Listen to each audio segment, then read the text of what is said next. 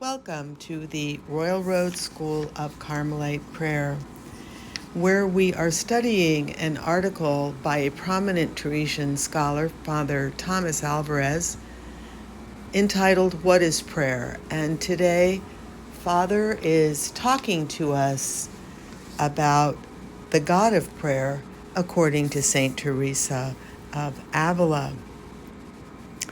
Teresa had explained the mystery of God through two aspects. The first was his self-abasement and disguise as Christ, and the second in his person-to-person communication with us. She made these two observations that were based solely on her own experience.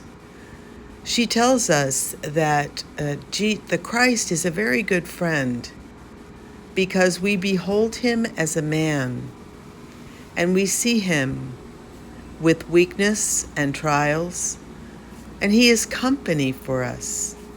Once we have the habit, it is very easy to find him present at our side.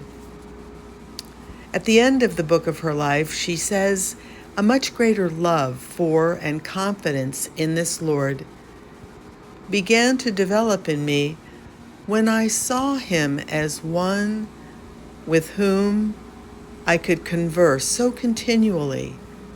I saw that even though he was God, he was a man who wasn't surprised by the weakness of men, that he understood our miserable makeup, subject to so many falls. I can speak with him as a friend, even though he is Lord.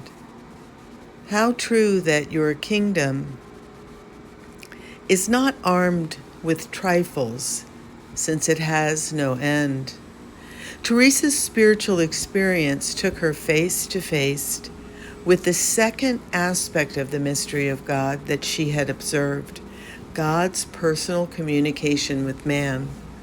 For her, this is precisely what the Christian life is all about. For Teresa of Avila, the Christian life is about personal communication with Christ rather than endowment with graces. In the interior castle, we are not to be surprised that God communicates with man.